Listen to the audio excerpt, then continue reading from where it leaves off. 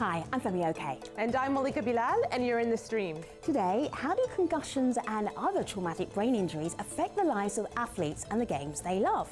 We'll be joined by experts and athletes who can shed light and share what's happening on and off the field in this special two-part program. So, what exactly is a concussion? It might not be the most painful knock, but it could be causing long-term damage to the most vulnerable part of your body, the brain. Have a look at this. A concussion is a type of brain injury. You can't see it. You may not have a bump, a bruise, or even a scratch on your head. All that has to happen for you to get a concussion is for your brain to move around inside your skull. You don't even have to get hit on the head. A jolt or hard slam to your body can make your brain bounce back and forth against the inside of your skull. Getting a concussion doesn't always mean you get knocked out. Less than 1 in 10 people who get a concussion ever lose consciousness. And you can get a concussion in any sport or physical activity, even skateboarding, biking, or snowboarding. The number of sports and recreation concussions every year could be as high as 3.8 million. So that 3.8 million stat is based on extensive studies done in the United States. Worldwide, we're looking at millions more. Concussions are a risk for players of all sports, whether they involve contact or not. Aussie rules football, rugby, hockey, horseback riding, even swimming. New concerns about an old problem have prompted sporting leagues to reevaluate their head injury protocols. And evidence shows that over time, multiple traumatic brain injuries can lead to memory loss, depression, dementia, and a range of mental disorders. Extreme cases can even lead to a condition called chronic traumatic encephalopathy or CTE, and that's been in the news recently after players sued the American National Football League for hundreds of millions of dollars for endangering their health. And just this month in the UK, 3 1966 World Cup players were diagnosed with Alzheimer's disease, something our community has been reacting to. This is Dawn, the daughter of late British football player Jeff Astle. She shared her father's story with us. At 59, my dad died. Her Majesty's coroner stated that Dad's occupational exposure had made at least a significant contribution to the disease which had caused his death, and ruled industrial disease. So in other words, Dad's job had killed him. Dad became the first British professional footballer to have died of chronic traumatic encephalopathy, or CTE, the same disease found in boxers, and as we know now, former NFL players. So there's so much to unpack today, and to help us do that on our studio set we have Katherine Snedaker. She is a licensed clinical social worker and executive director of PinkConcussions.com. Dr. Gerard Gioia is the division chief of neuropsychology in the Children's National Health System right here in Washington, D.C. He works extensively with professional and local sports teams. Shaun Valentine is a former National Rugby League player in Australia. He played for North Queensland Cowboys and was severely concussed 7 times during his career. And Amanda Batty is an American professional downhill and mountain biker who's had 6 traumatic brain injuries in the last 8 years. So it's good to have you here, everybody. Let me start with a picture here of Shaun playing rugby, or maybe being sidelined from playing rugby, right here on my laptop. Shaun, you're famous in Australia, kind of infamous at the same time. Can you tell us what happened to you and your claim to fame? I don't know if it's a claim to fame.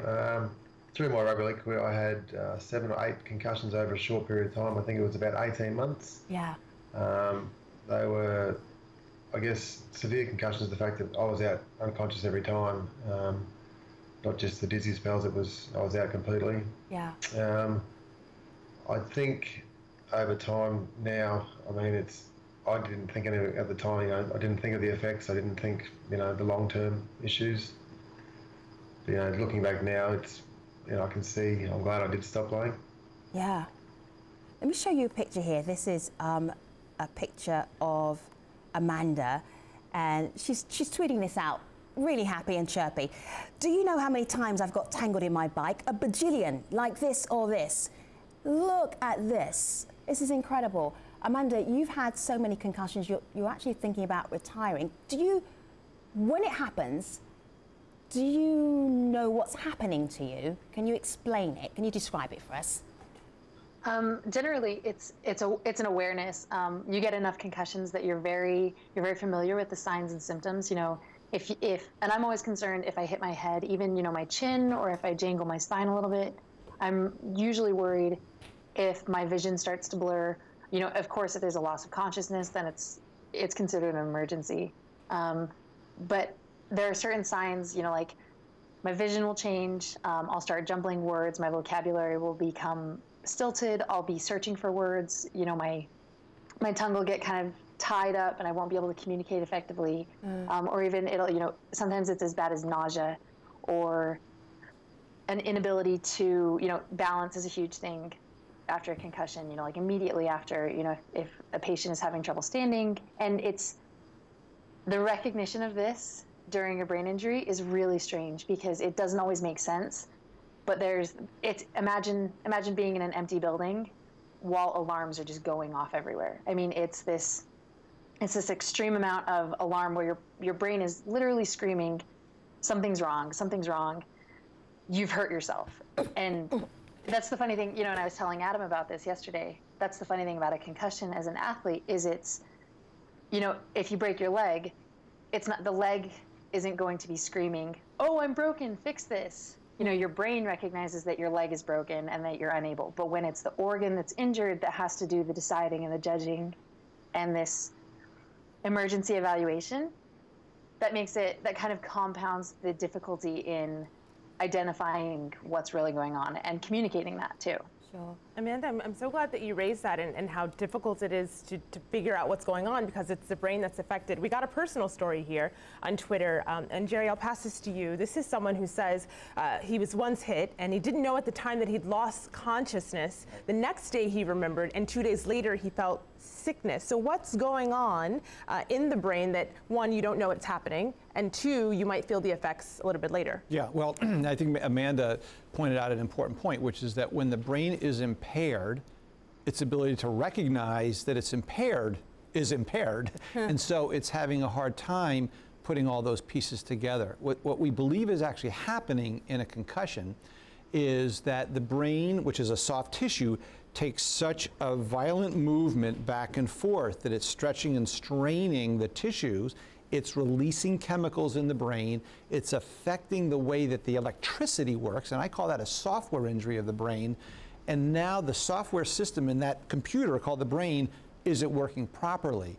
And so the ability to recognize, to do something rationally about it is impaired. And it's interesting, Amanda, I would imagine you are in a relatively individual sport, right? So do you have a teammate that's necessarily riding with you? Probably not, is my guess. No, very rarely. We usually race alone. Whereas Shaun is on a team, and so you have differences in what that capacity is for someone to recognize something's not right. And what we tend to do is the athlete comes off the field or off the bike and we say, how do you feel? Yeah. How are you doing? Yeah. Which is akin to, I always say, like asking a drunk if you're okay to drive. We're asking the injured person to assess themselves. And that's some of the danger is that they aren't able to assess themselves in that moment. So you tend to have no sense of reality when you've had a really good concussion. You don't know your bearings, you don't know what's going on, and you get asked questions, and really you've got no idea what they're even talking about. Right. But don't you find that your teammates have an idea? Shaun, with your concussions, didn't your teammates have an idea you were off?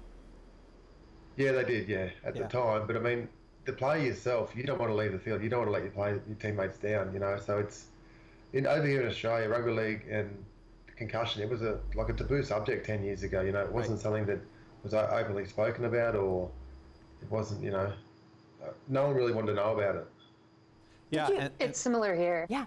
Well, and that's right. So, over time, the awareness is evolving, but what we've recognized, and this is something that the CDC here in the United States, the Centers for Disease Control and Prevention, has recognized, which is that the culture of sport, that is the sort of the ground rules for how safety and competition kind of go together, has to be altered in that balance. Right. And that, in fact, our teammates, as we try to preach to kids, are responsible for your teammates' health. And if you have an injury, you need to help your teammate get off the field. And there's a quote that Chris Nowinski, who is a famous concussion advocate in the States, uses from 1905 of a Harvard sports physician telling the teammates, you have to watch out for each other and let us know if there's a head injury. It's about those teammates taking care of their team player to say, you know what, you got to check him out. So there's a little wrinkle to that happening that someone brings up. This is Lawrence, and he says, athletes often mask and hide symptoms as they get pulled from play immediately. You need time to see if those symptoms improve or deteriorate. Amanda, do you remember finding yourself doing this, pretending like you might be more okay than you really were? Oh, absolutely. It happens all the time, especially, well, you have to look at it from two different angles. There are some athletes who, when you have a head injury, you're in such, like the doctor explained, you're in such an altered state of reality, and Shaun mentioned it, that you can't always identify that you're hurt. You can't always say, oh, something's wrong. My personal trademark is that I'll stand up and I usually say, something's wrong. Those are the actual words. And that's when people start saying, well, we need to check her out. But a lot of athletes who are injured, especially if it's a head injury, or, especially in a professional discipline that pays out for results, such as downhill mountain biking, those athletes will get back on the bike and back on the course because, have you done that? They're very... Amanda, have you got back on your bike? Shaun, did you go back and play after you had a concussion? I did, yes, I did.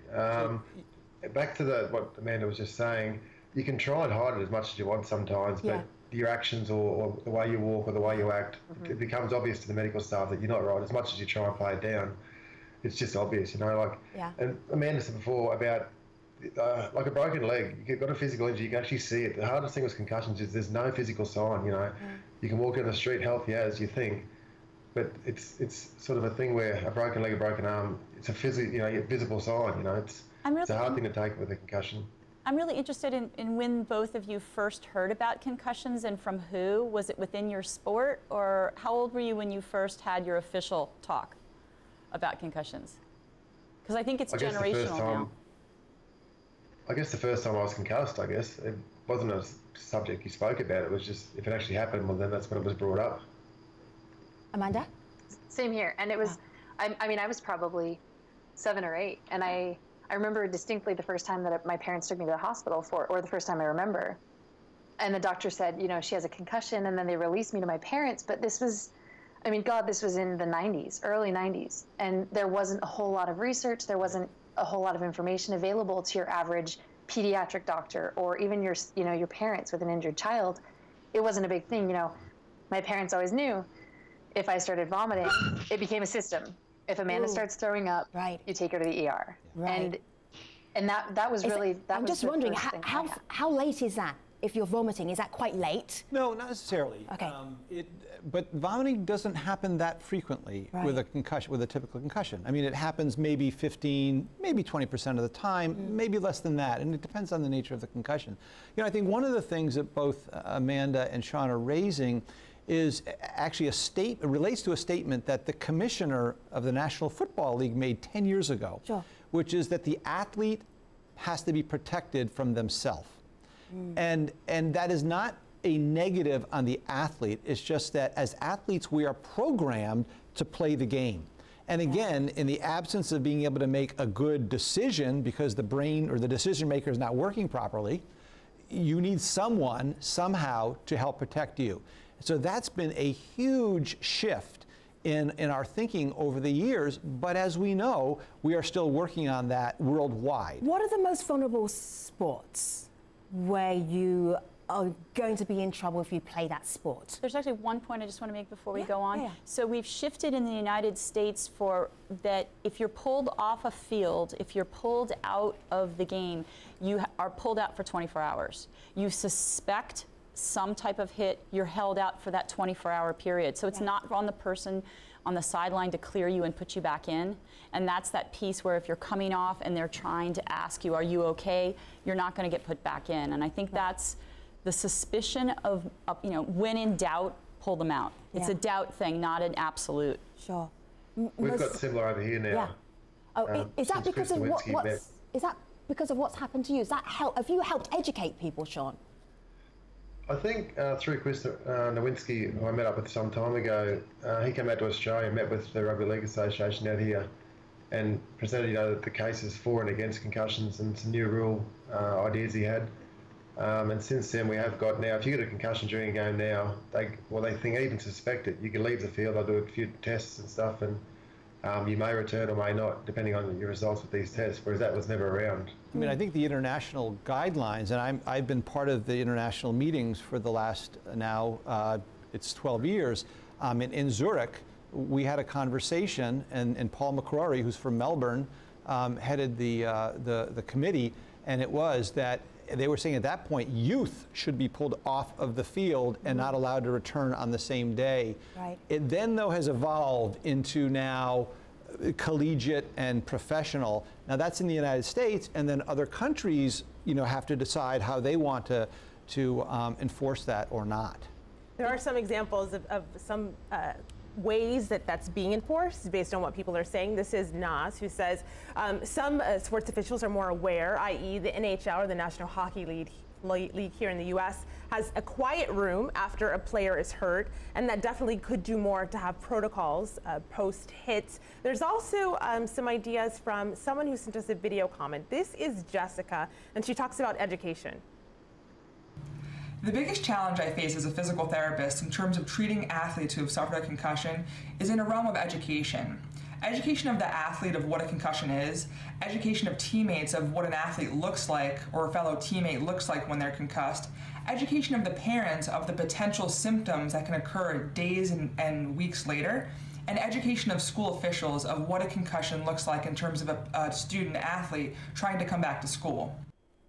So Shaun, you were talking about some of this earlier, but do you think that there was enough education on the parts of your teammates, your coaches, to know what it looked like when you should have been pulled out?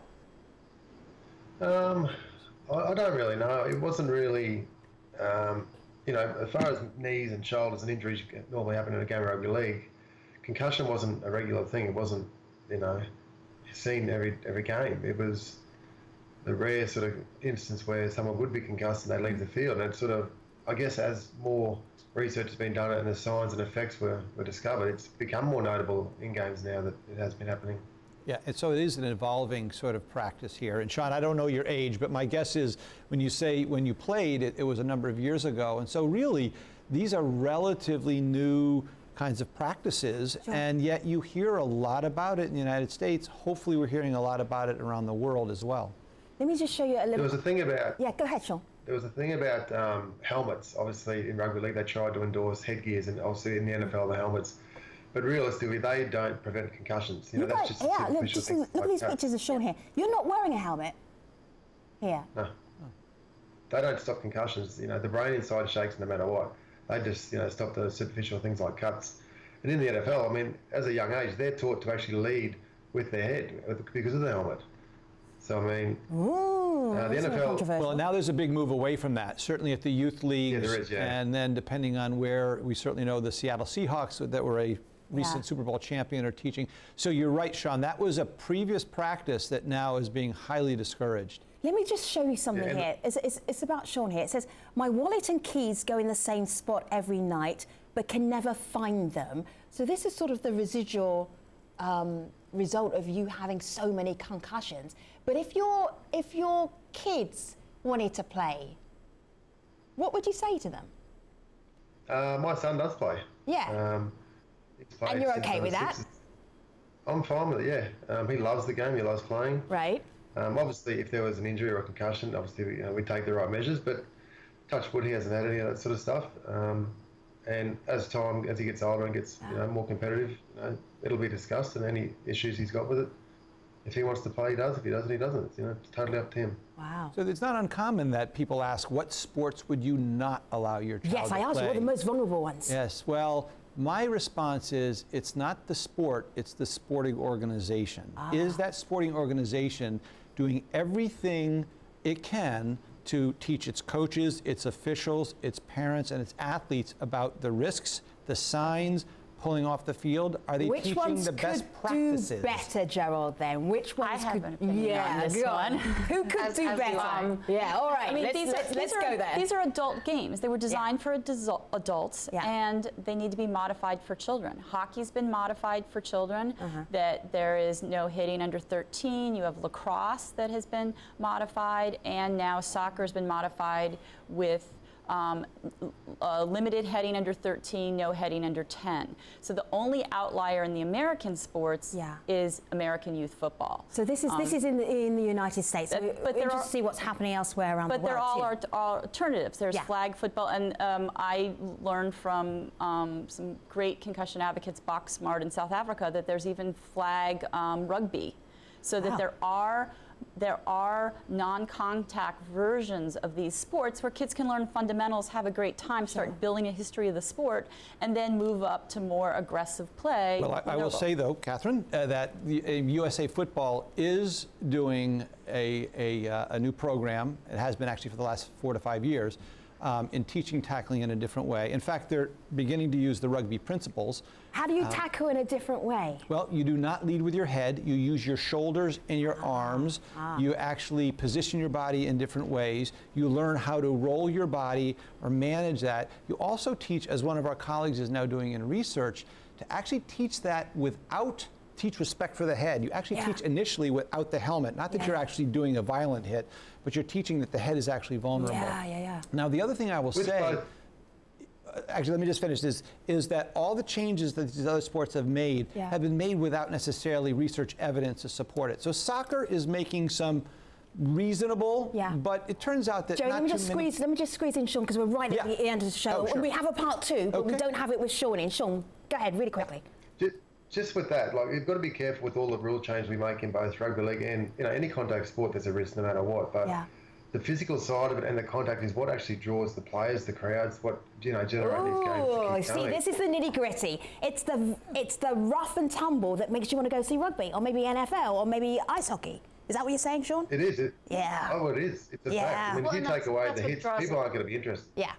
Respectful and that's tackling. What draws a lot of us athletes. I'm not sure that's going to work. Amanda, I hear you there saying that that's what draws athletes. I would say it also draws people to see you. So I pulled up some pictures here on my screen of you. This is amazing. You look like you are having fun there on your mountain bike. But then I tab over to this picture, and here are some injuries that definitely don't look as fun.